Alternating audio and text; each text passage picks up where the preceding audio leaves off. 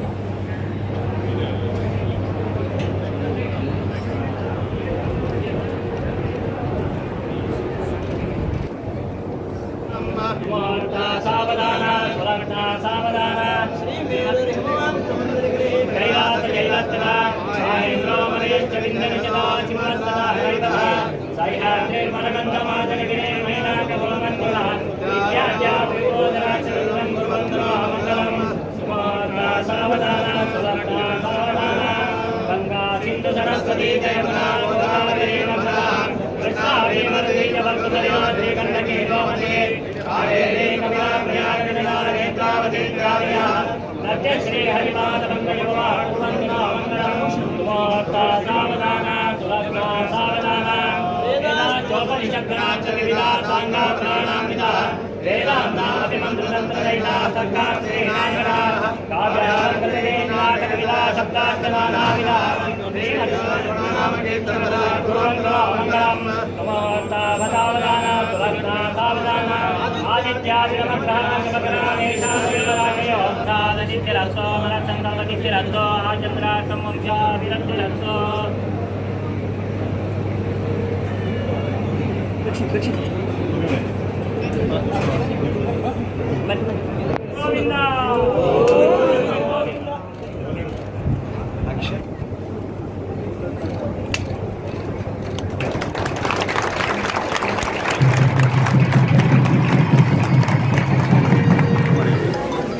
ನೋಡಿದ್ರಿ, ತುಂಬ ಅದ್ಭುತವಾದಂಥ ಆಶೀರ್ವಾದ ಮಾಡಿ ಸಿನಿಮಾ ದೊಡ್ಡ ಹಿಟ್ ಮಾಡಿದ್ವಿ.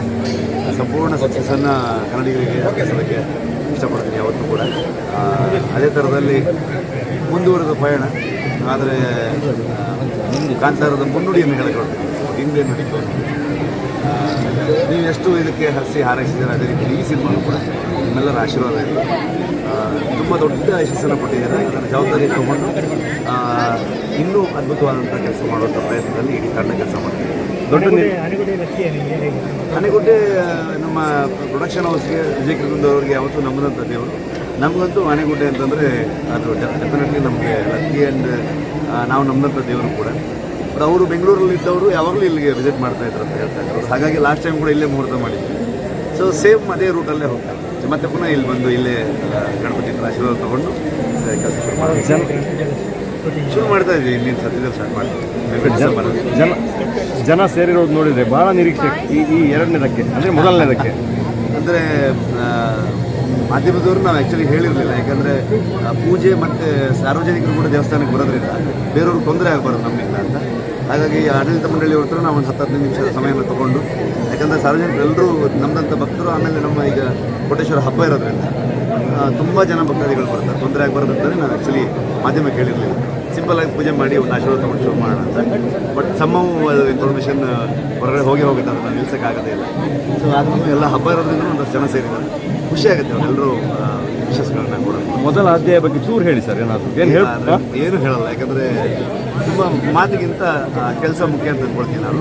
ಅದು ಈಗ ಒಂದು ಸಣ್ಣ ಗ್ಲಿಮ್ಸನ್ನು ಬಿಟ್ಟಿದ್ದೀವಿ, ಅದ್ರ ಜೊತೆಗೆ ಒಂದು ಪೋಸ್ಟರ್ ಕೂಡ ರಿಲೀಸ್ ಮಾಡಿದ್ದೀವಿ. ಸೊ ಅದೇ ಸಿನಿಮಾದ ಬಗ್ಗೆ ಅಷ್ಟರ ಮಟ್ಟಿಗೆ ಹೇಳ್ತಾ ಇದೆ. ಇನ್ನು ಮುಂದೆ ಹೋಗ್ತಾ ಸಿನಿಮಾನೇ ಮಾತಾಡೋದು ಚೆನ್ನಾಗಿ. ಎಲ್ಲಿರ್ತದೆ ಮೋಸ್ಟ್ಲಿ ಈ ಸಿನಿಮಾನೇ ಒಂದು ಈ ಭಾಗಕ್ಕೆ ಸಂಬಂಧಪಟ್ಟಿರುವಂಥ ಕಥೆ ಆಗಿರೋದ್ರಿಂದ ಮೋಸ್ಟ್ಲಿ ಈ ಭಾಗದಲ್ಲಿ ತಪ್ಪೋಣ ಅಂತ ಯೋಚನೆ ಹಾಗೇನಿಲ್ಲ. ಸದ್ಯಕ್ಕೆ ನನ್ನ ಒಬ್ಬರು ಕಾಸ್ಟ್ ಮಾಡ್ಕೊಂಡಿದ್ದೀನಿ. ಇನ್ನೂ ಹುಡ್ಕೊಂಡು ಖಂಡಿತ ಕನ್ನಡದ ಕಲಾವಿದರುಗಳಿಗೆ ಪ್ರಥಮ ಆದ್ಯತೆ. ಯಾಕಂದರೆ ಕಾಂತಾರ ನಾವು ಮಾಡಿದ ಕನ್ನಡ ಸಿನಿಮಾವಾಗಿ, ಆಮೇಲೆ ಚೆನ್ನಾದನ್ನು ಅಷ್ಟು ದೊಡ್ಡ ಮಟ್ಟಿಗೆ ತೊಗೊಂಡು ಹೋಗಿದ್ದರಿಂದ ಈಗಲೂ ಕೂಡ ನಾವು ಕನ್ನಡಿಗರಿಗೆ ಪ್ರಥಮ ಹೌದು ಖಂಡಿತವಾಗಲೂ ಈ ಸಲ ಮತ್ತಷ್ಟು ಹೊಸ ಪ್ರತಿಭೆಗಳನ್ನು ಹೋಗ್ತಾ ಇದ್ದೀವಿ. ಸೊ ಕರ್ನಾಟಕದ ಬೇರೆ ಭಾಗದಿಂದ ಕೂಡ, ಕರಾವಳಿಯವರಾಗಲಿ ಮತ್ತು ಹೊರಗಡೆ ಭಾಗದವರು ಕೂಡ ಮೂರಪ್ಪ ಥಿಯೇಟರ್ ಮಾಡಿದಂಥ ಆರ್ಟಿಸ್ಟ್ಗಳನ್ನು ಹೋಗ್ಕೊಂತ ಪ್ರಯತ್ನ.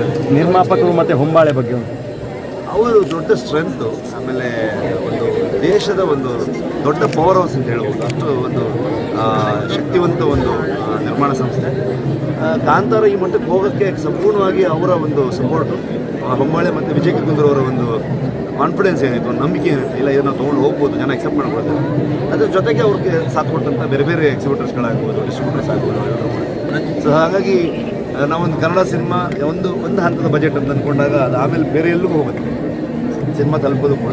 ಇವತ್ತಿಗೂ ಕೂಡ ಅವರು ಇದನ್ನು ಮಾಡಕೊಂಡಾಗ ಆ ಕಥೆ ಏನು ಹೇಳ್ತಿದೆ ಅದಕ್ಕೆ ಬೇಕಾಗಿರೋದು ಎಲ್ಲ ಕೆಲಸ ಮಾಡ್ತಾರೆ. ಹಾಗಾಗಿ ಒಂದು ದೊಡ್ಡ ರಿಲೇಷನ್ಶಿಪ್ ಬಿಲ್ಡ್ ಆಗಿದೆ ನನಗೂ ಮತ್ತು ಹೊಂಬಾಳೆ ವಿಜಯ. ಸೊ ಎಲ್ಲರೂ ಸೇರಿಕೊಂಡು ಒಂದು ಒಳ್ಳೆ ಕೆಲಸ ಮಾಡುವಂಥ ಪ್ರಯತ್ನ. ಅಜನೀಶ್ ಎಲ್ಲ ಬಂದಿದ್ದಾರೆ. ಹೌದು, ಅಜನೀಶ್ ಅವರು ಟೆಕ್ನಿಕಲ್ ಟೀಮ್ ಯಾರು ಚೇಂಜ್ ಆಗಲ್ಲ.